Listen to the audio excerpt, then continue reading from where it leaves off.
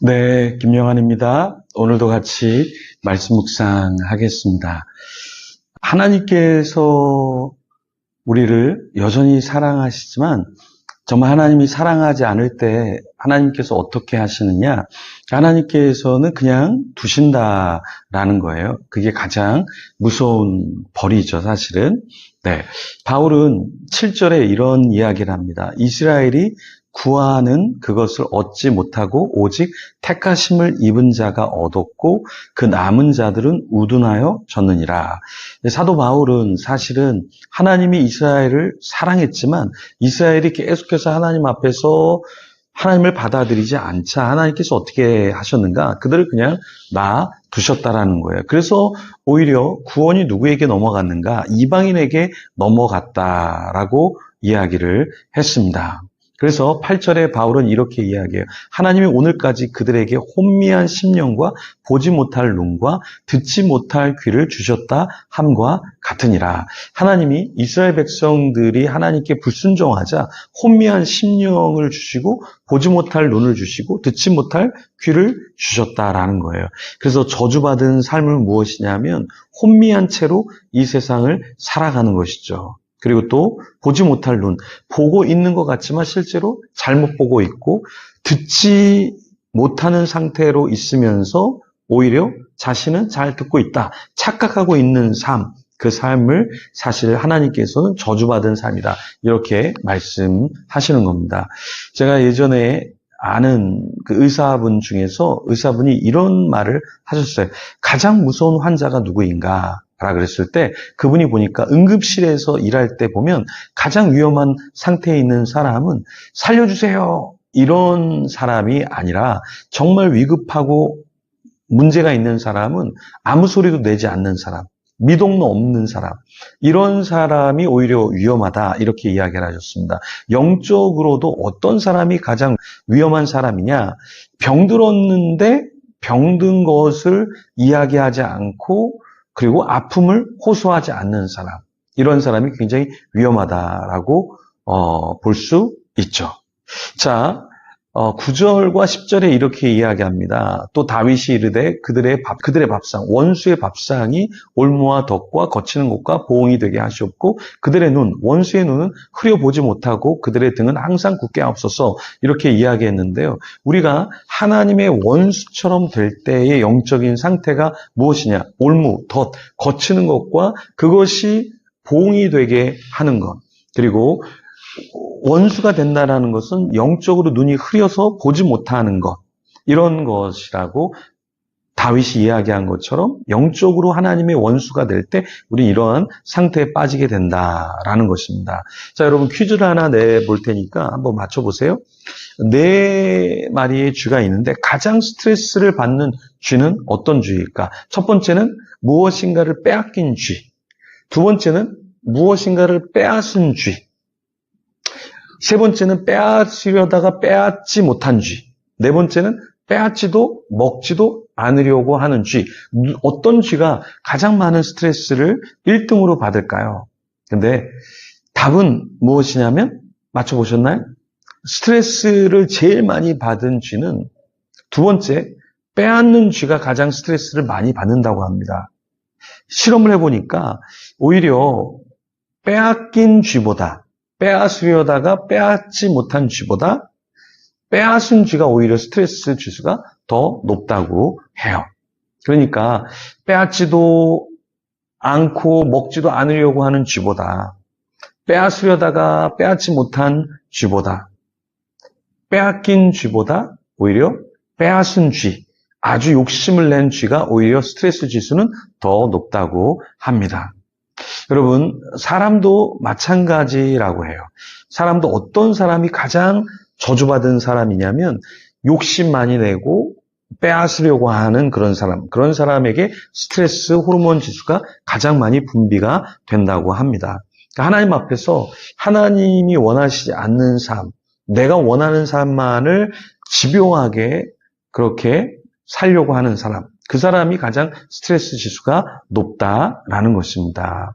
여러분, 누군가를 괴롭히는 사람이 있어요. 누군가를 굉장히 원수를 갚으려고 하는 사람이 있어요. 근데 그런 사람이 오히려 스트레스 지수가 높을 수 있다라는 거예요. 당하는 사람, 그죠? 이 사람보다 오히려 공격하고 또 자신의 뜻을 펼쳐서 누군가를 괴롭히려고 하는 사람, 무엇인가를 빼앗으려 하는 사람이 더 저주받은 삶을 산다라는 것입니다.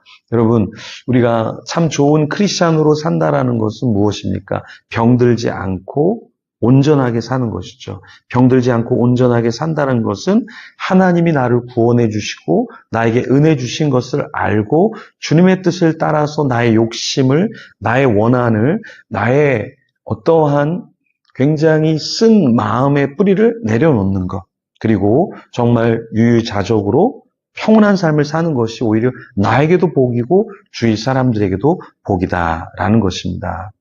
그런데 유대인들은 정말 저주받은 것 같은 삶을 살아가는데 바울이 보니까 이 유대인의 구원이 누구에게 넘어갔는가? 이방인에게 넘어갔다는 거예요. 11절에 그들이 넘어지기까지 실족하였느냐? 그럴 수 없느니라.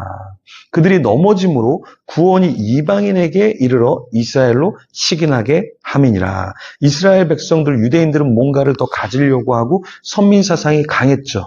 그런데 이러한 자들이 이렇게 자기 고집을 피우다가 어떻게 됐습니까? 그들의 구원이 이방인에까지 넘어가게 됐죠. 그래서 이방인이 이제는 구원을 받게 됐는데 이러한 상황 가운데 이스라엘 백성들이 또 시기하게 되고 다시 하나님께로 돌아오게 되는 과정이 있었다. 사도 바울은 이것을 이야기합니다.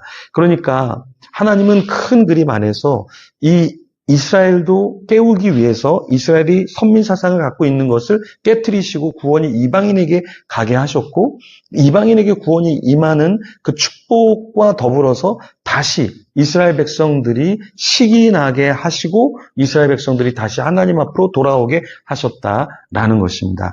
하나님의 역사는 넘어진 자들을 통해서도 하나님은 또한 역사를 펼치신다라는 것입니다. 우리가 교회적으로 선한 일을 할 때 우리만 생각하면 어떻게 됩니까? 우리만 생각하면 하나님 우리를 놓으시고 다른 교회를 세우시고 다른 믿는 자들을 세우시고 선교지를 통해서라도 하나님이 또 하나님의 역사를 펼쳐 가신다. 그리고 뒤늦게 우리가 이렇게 교회 생활을 해서는 안 되는구나. 신앙 생활을 해서는 안 되는구나.